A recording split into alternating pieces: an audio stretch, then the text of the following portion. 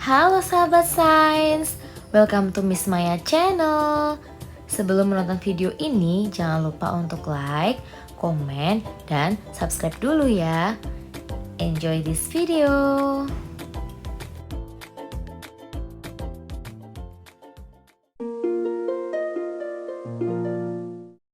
Halo sahabat sains, jumpa lagi di channel YouTube Miss Maya.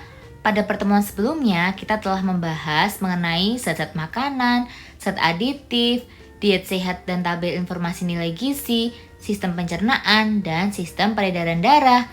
Nah, kali ini kita akan membahas mengenai subbab sistem pernapasan. Simak videonya sampai selesai ya. Sahabat sains, coba lihat infografis berikut ini.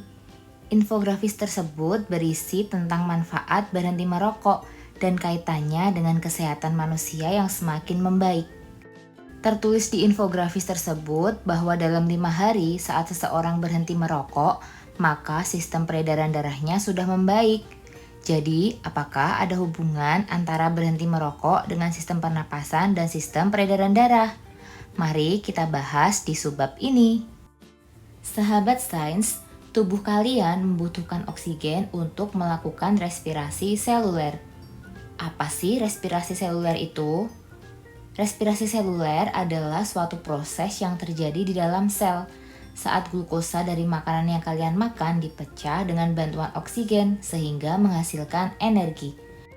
Selama proses respirasi seluler, karbon dioksida dan air menjadi sisa hasil respirasi yang dibuang ketika kalian menghembuskan napas.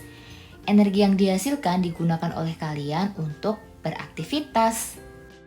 Sahabat sains, ketika kalian bernapas, udara yang kalian hirup terkadang bercampur dengan debu, asap, atau bahkan virus maupun bakteri.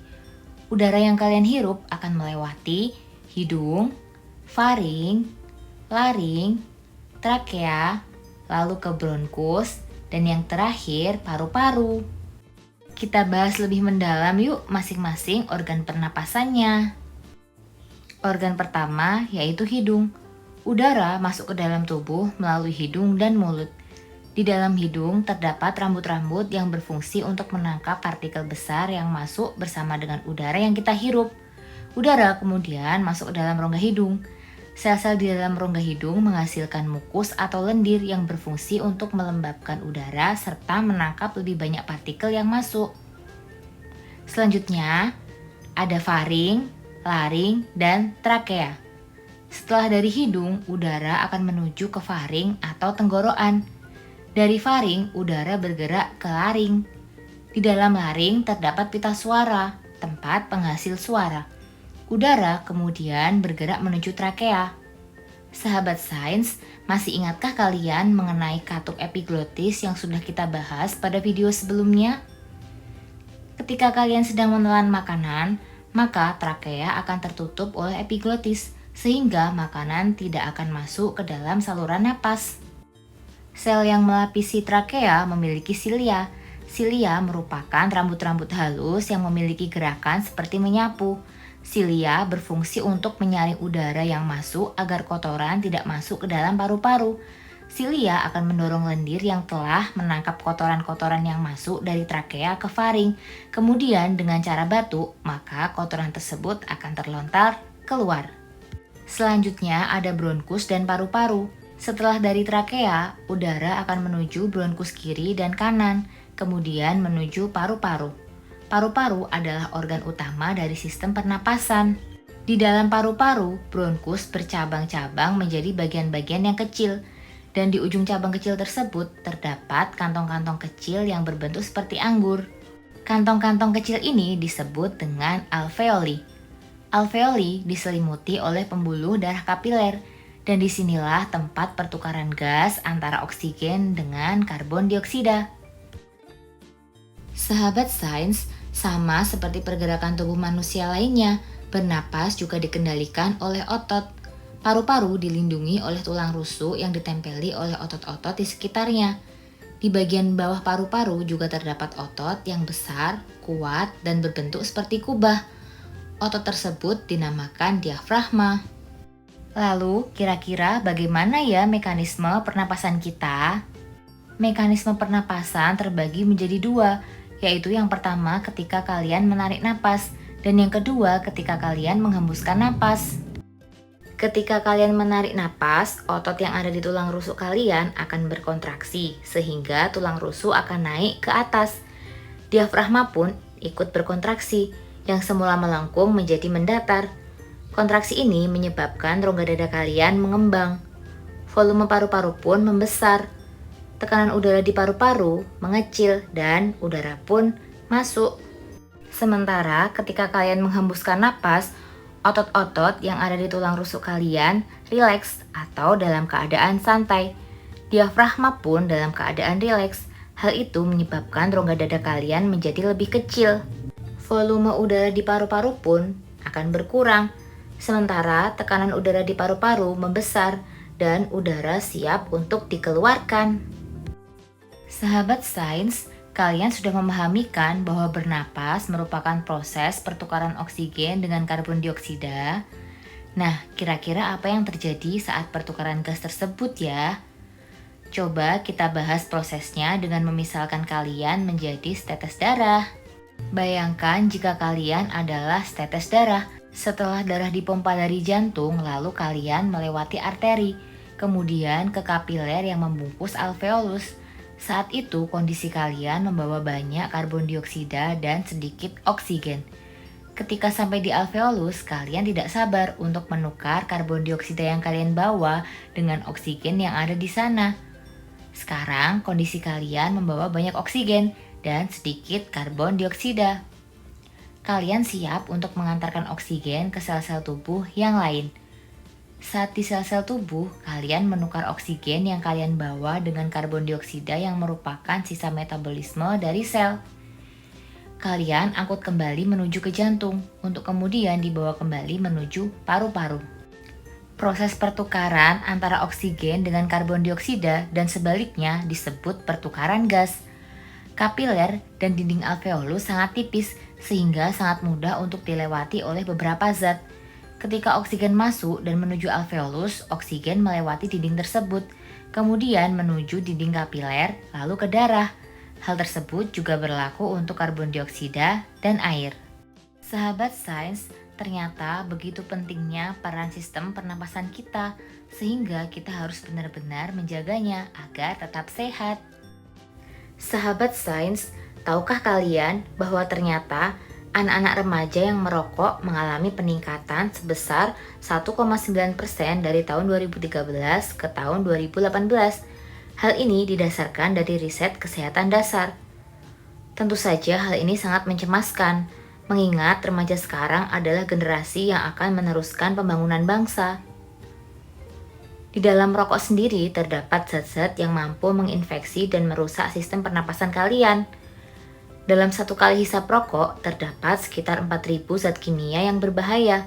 Contohnya ada tar, karbon monoksida, dan nikotin. Tar adalah zat yang berwarna hitam dan sedikit lengket ketika rokok dibakar.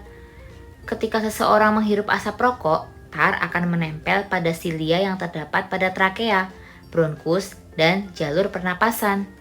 Tar membuat silia menggumpal, sehingga tidak dapat berfungsi untuk menyaring zat-zat yang berbahaya bagi paru-paru. Tar juga mengandung bahan yang mengakibatkan kanker. Ketika rokok dibakar, akan dihasilkan suatu gas yang tidak berbau dan berwarna, disebut karbon monoksida. Gas ini sangat berbahaya karena mampu mengikatkan diri ke hemoglobin dan mengambil sebagian tempat oksigen, lalu turut dalam proses peredaran darah. Tentu saja hal ini menyebabkan jumlah oksigen yang diantarkan darah ke seluruh tubuh menjadi berkurang. Untuk mendapatkan oksigen tambahan, maka seorang perokok akan bernapas lebih berat dan detak jantung pun akan meningkat. Banyaknya karbon monoksida di dalam darah akan meningkat seiring banyaknya rokok yang dikonsumsi. Darah seorang perokok kemungkinan memiliki lebih sedikit oksigen dibandingkan dengan yang bukan perokok. Yang terakhir ada zat nikotin. Nikotin bersifat stimulan yang artinya meningkatkan kinerja suatu organ.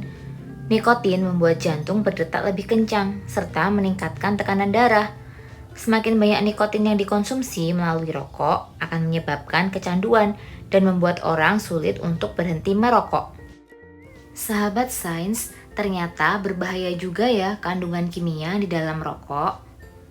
Terdapat beberapa penyakit yang disebabkan oleh rokok, diantaranya bronkitis, aterosklerosis, kanker paru-paru, dan emfisema.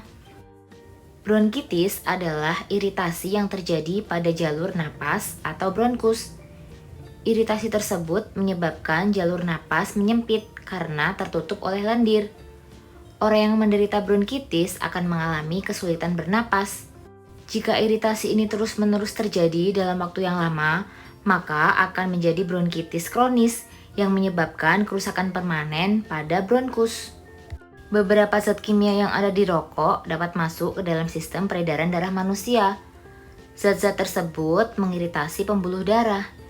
Iritasi tersebut ikut berkontribusi dalam penyumbatan lemak pada pembuluh darah yang dapat mengakibatkan penyakit aterosklerosis. Sahabat sains, tahukah kalian pada tahun 2018 penderita yang meninggal akibat kanker paru-paru di Indonesia mencapai 26.000 jiwa. Penyebab dari kanker paru-paru adalah kebiasaan buruk merokok. Ada sekitar 50 zat di dalam rokok yang dapat menyebabkan kanker. Sel kanker tumbuh dan mengambil alih tempat di paru-paru yang dipergunakan untuk pertukaran gas. Akibatnya, pertukaran gas antara oksigen dan karbon dioksida menjadi tidak maksimal. Emfisema adalah penyakit yang merusak bagian paru-paru, yaitu bagian alveolus, sehingga penderita penyakit ini tidak dapat mengambil oksigen maupun mengeluarkan karbon dioksida secara maksimal. Akibatnya, penderita memiliki nafas yang pendek. Penyakit ini bersifat permanen, bahkan jika seseorang perokok berhenti merokok sekalipun. Sahabat sains, pernahkah kalian berada di dekat orang yang sedang merokok? Jika kalian pernah mengalaminya, maka kalian disebut sebagai perokok pasif, yaitu orang yang tidak merokok namun mendapatkan efek buruk dari seorang perokok.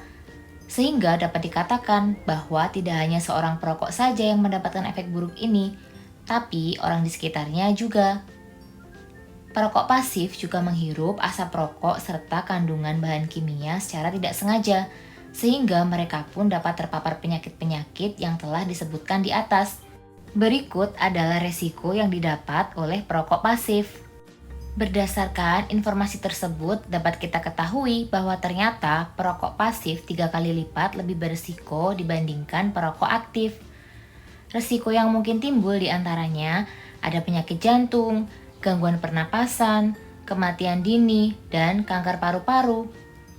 Apabila anak atau bayi yang menjadi perokok pasif, maka dapat menyerang sistem imun anak hingga dapat menyebabkan kematian mendadak pada bayi.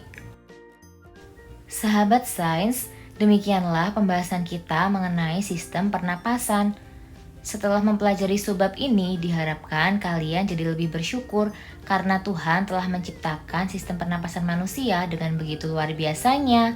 Rasa syukur itu dapat diwujudkan salah satunya dengan menjaga kesehatan sistem pernapasan. Sahabat sains, jangan lupa untuk terus dukung channel ini dengan cara like, komen, dan subscribe. Bagikan juga video ini ke teman-teman kalian. Semoga penjelasan Miss Maya dapat bermanfaat. Semangat belajar ya sahabat sains. Thank you for watching sahabat sains. See you on my next video. Bye bye.